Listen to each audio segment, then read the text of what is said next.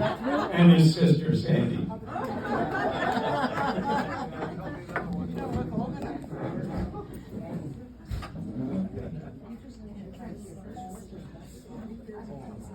In researching this tonight, I discovered why Scots are so good at golf.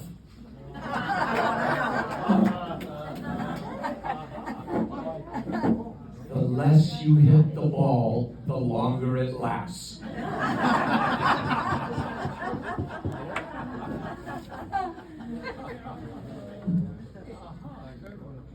As with any celebrity, rumors spread faster than facts.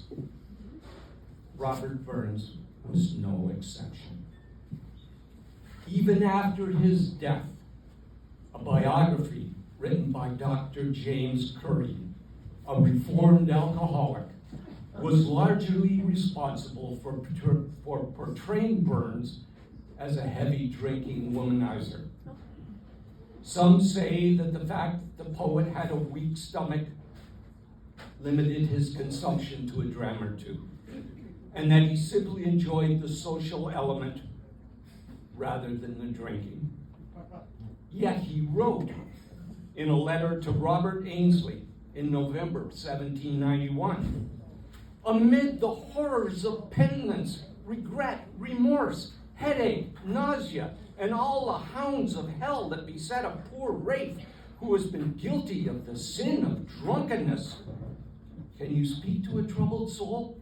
My wife scolds me. Was Burns constantly intoxicated, as some claim? Likely not, as he was far more interested in the physical feeling that a dram or two gave him. He believed it to be an invigorating experience. But based on the letter, he may have occasionally faltered. Realistically, no one could produce the catalog of work that he did in an inebriated state. Such is that part of the myth formed over these 265 years. I have heard of gatherings where Burns is intended to be celebrated, but instead is mocked and lauded as a drunken, rotting buffoon. Sadly, the very brilliance and greatness of his work taking second place to his purported drunkenness and romantic escapades. The myth seemingly bearing the greater importance to be celebrated. Tonight, no such blather, for I shall focus on the man, not the myth. It is impossible to say anything new about Robert Burns, but people keep trying to. Every 25th of January at Burns suppers all over the world, in almost every language, they do it. That in itself makes him unique, not only as a Scot, but as a human being. After all, people don't hold thousands of Shakespeare suppers, or Dante dinners, or Byron breakfasts. All kinds of people, from rich to poor, having read Burns' poems, feel he is speaking to them personally. He had his faults, but he didn't hide them. He was attracted to women and did something about it. And they were equally attracted to him. None of them ever complained in writing about his rumbustious behavior or humor. His work has been translated into more languages than that of any other work except for Shakespeare and the Bible. He was one of the first to be celebrated in his own lifetime, and the first modern poet to be hailed as a bard. He has always been particularly revered here in Canada and in the United States, whose struggle for independence he supported, albeit clandestinely, from the start of his career. To this day, there are more statues of Burns in North America than any other homegrown poet. Through Burns' poetry, we share a universal and personal experience. Sing Old Lang Syne with friends and share the warm feelings and sentiment of that wonderful song about remembering old times. Should old acquaintance be forgotten and never brought to mind, we'll take a cup of kindness yet for Old Lang Syne. The philosophical juxtaposition between man and animal that he describes into a mouse, having just destroyed a mouse's nest with his plow. The best laid schemes of mice and men oft go a glade. In for all that and all that, he is the leveler of social class. The rank is but the guinea stamp, the man's the gout for all that. Into a louse, Burns burst the bubble of social and religious pretense. To wad some power the gifties gie us, to see ourselves as others see us. It would frae money a blunder free us, and foolish notion, what airs and dress and gait would lead us, and even devotion. In address to Uncle Gwyde, Burns, the satirist, exposes pious self-righteousness and hypocrisy. Oh, ye are so good yourself, so pious and so holy. You've not to do but mark and tell your neighbor's faults and folly. And of course, Burns was a great romancer and songwriter. My love is like a red, red rose that's newly sprung in June. My love is like a melody that's sweetly played in tune. So fair thou art, my bonny lass, so deep in love am I, and I will love thee still, my dear, till all the seas gang dry. So simply and eloquently did Burns express his feelings that they have become part of our everyday dialogue. Without thinking, we often use his words and thoughts. How often, while reading the morning papers, have we pondered man's inhumanity to man? Or resigned ourselves to the truth that nae man can tether time nor tide? Or steeled ourselves with resolve to do or deed? Robert Burns was born January 25th, 1759, and died 37 years later in July 1796. He was born the son of a very strict Calvinistic tenant farmer, and for many years his father struggled with various farms to try and make ends meet. Times were hard for the Burns family, but despite their modest income, Robert's parents insisted he be educated. When Burns was 6, his father and some neighbors established a village school and hired a teacher for their children. When the teacher left in 1768, Burns' father continued his education at home. Burns read widely, and from his later writing, there is evidence he had a knowledge of Latin. Burns did not seek to publish any of his early writings, as his father would not have approved. 2 years after his father died, and through a connection at the Masonic Lodge, his first book of poetry, the Kilmarnock edition, was published in 1786, when Burns was 27. There were 612 copies made. They sold for 3 shillings a copy. Unfortunately, it is thought that only 84 survive to this day. They are among the most valuable first editions in the world. That book has never been out of print. The following year, the first Edinburgh edition was published. 3,000 copies were printed and sold at a cost of 5 to 6 shillings each. Burns had become the people's poet, the voice of the common man everywhere. To put Burns' life, the time of his life, into perspective, the year Burns was born, General Wolfe was killed at Quebec. George II died a year later. And during Burns' lifetime, Captain Cook discovered New Zealand and Australia.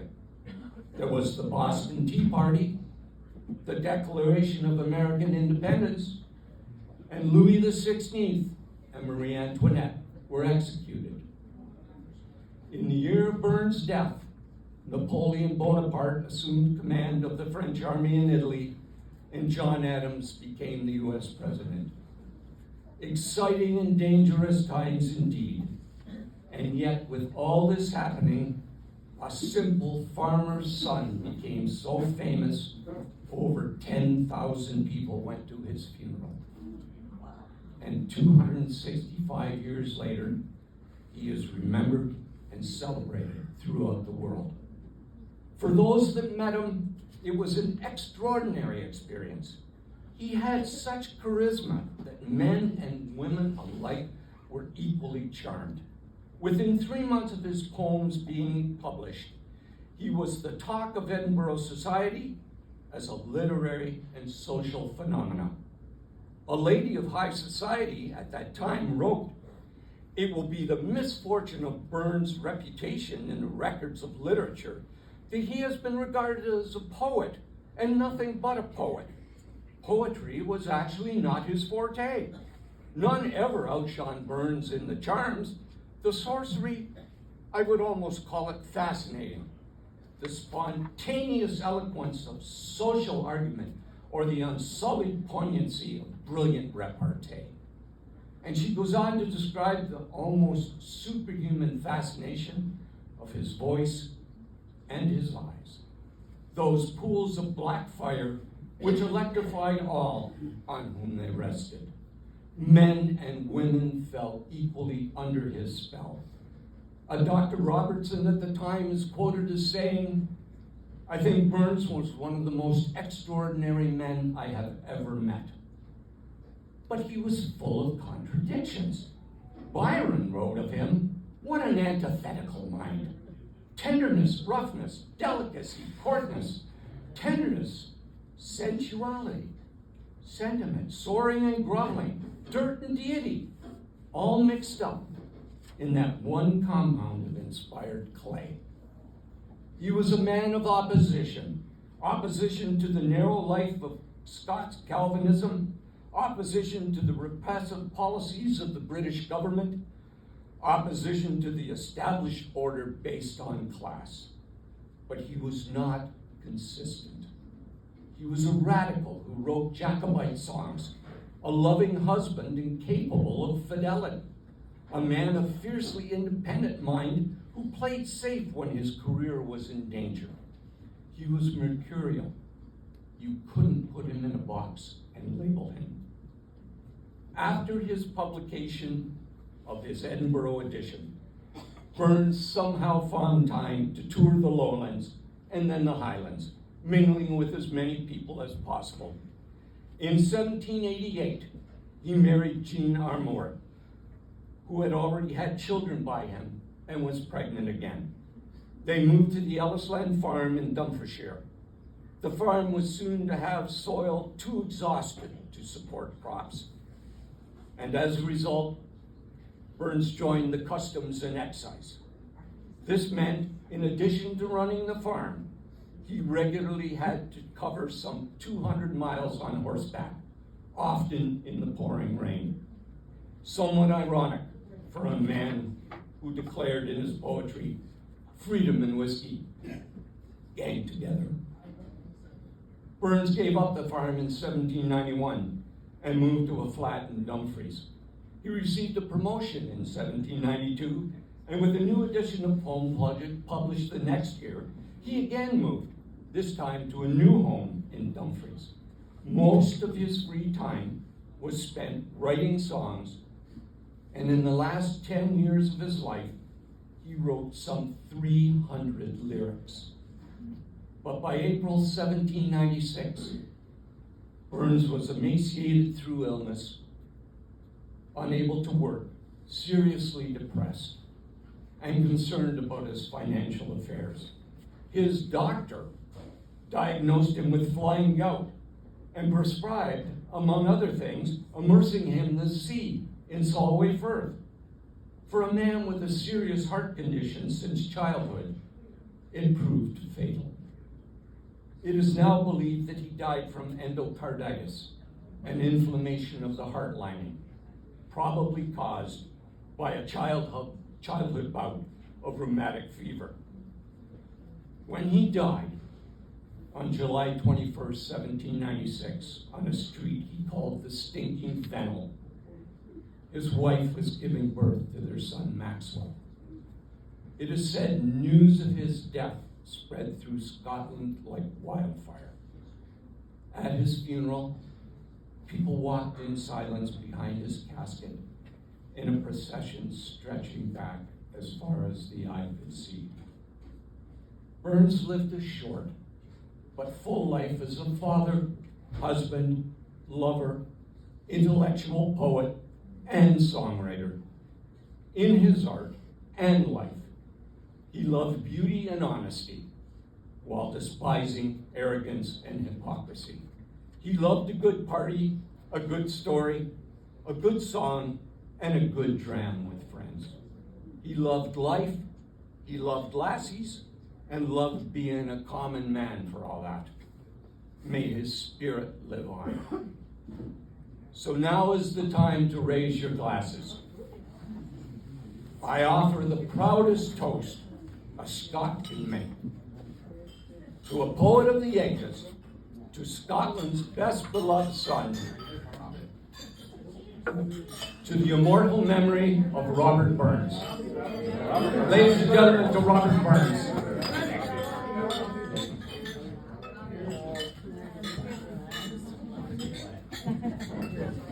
Thank you, ladies and gentlemen.